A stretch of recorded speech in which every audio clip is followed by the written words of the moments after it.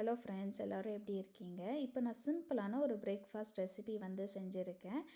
ராகி முத்தை எப்படி செஞ்சுருக்கேன்னு பார்க்கலாமா? இதுக்கு வந்து 1 கப் ராகி ஃப்ளவர் எடுத்திருக்கேன். அதுக்கு வந்து 2 கப் தண்ணி, கொஞ்சம் சால்ட் போட்டு நல்லா கொதி வரட்டும். அதுக்கப்புறம் கொஞ்சம் கொஞ்சமாக அந்த ராகி ஃப்ளவர் அதில் போட்டுட்டு நல்லா மிக்ஸ் பண்ணலாம். கெட்டி இல்லாமல் நல்லா மிக்ஸ் பண்ணிட்டே இருக்கணும். இது வந்து ஒரு 15 to 20 மினிட்ஸ் டைம் எடுக்கும். அது வந்து ஒட்டாமல் வரணும். ஒட்டாமல் வந்தோடனே உங்களுக்கு வேணும்னா குக்ட் ரைஸ் வந்து அதில் போடலாம். போட்டுட்டு நல்லா மிக்ஸ் பண்ணலாம். மிக்ஸ் பண்ணிட்டோன்னா அது ஒட்டாமல் நல்லா இன்னும் சூப்பராக வரும். அதுக்கப்புறம் ஒரு பிளேட்லேயோ இல்லைன்னா ஒரு பவுல்லையோ வந்து போட்டு நம்ம ரவுண்ட் ஷேப் பண்ணிக்கலாம். நான் வந்து ஒரு பவுலில் தான் போட்டு அந்த ரவுண்ட் ஷேப் பண்ண அது சூப்பராக வந்திருக்கு. நீங்கள் எது வேணாலும் பிளேட்டோ இல்லைன்னா பவுலோ வச்சு ரவுண்ட் ஷேப் பண்ணலாம். இது கூட சைட் டிஷ் வந்து நான் ராஜ்மா கிரேவி வச்சுருக்கேன். அது சூப்பராக இருக்கும். நீங்கள் எந்த கிரேவி வேணாலும் வச்சு இதுக்கு சாப்பிட்லாம். டேஸ்ட்டும் நல்லாயிருக்கும். ஹெல்தி கூட.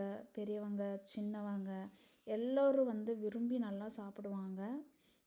ட்ரை பண்ணி பாருங்கள். எங்களோட ஊரில் வந்து இது ரொம்ப ஃபேமஸானது. டின்னருக்கு, பிரேக்ஃபாஸ்ட்டுக்கு அடிக்கடி இது செஞ்சு சாப்பிடுவாங்க. இது நல்லாயிருக்கும். என்னோடய ஸ்டைலில் வந்து நான் இந்த ரெசிபி வந்து பண்ணியிருக்கேன். பிடிச்சிருந்தா பாருங்கள், லைக் பண்ணுங்கள், ஷேர் பண்ணுங்கள், சப்ஸ்கிரைப் பண்ணுங்கள். நெக்ஸ்ட் வீடியோஸில் வந்து நான் கிட்ஸோட லஞ்ச் பாக்ஸ் ரெசிபீஸ் ப்ளஸ் பேக்கிங்கோட கப் கேக், ப்ரௌனீஸ் அதெல்லாமே வந்து ஸ்டெப் பை ஸ்டெப்பாக வந்து நான் வீடியோஸ் வந்து டெய்லி லாங் வீடியோ உங்களுக்கு நான் போஸ்ட் பண்ணுறேன். டைம் இருந்தால் பாருங்கள். பார்த்துட்டு எனக்கு கமெண்ட் பண்ணுங்கள். மறக்காமல் சப்ஸ்கிரைப் பண்ணுங்கள் சேனலை.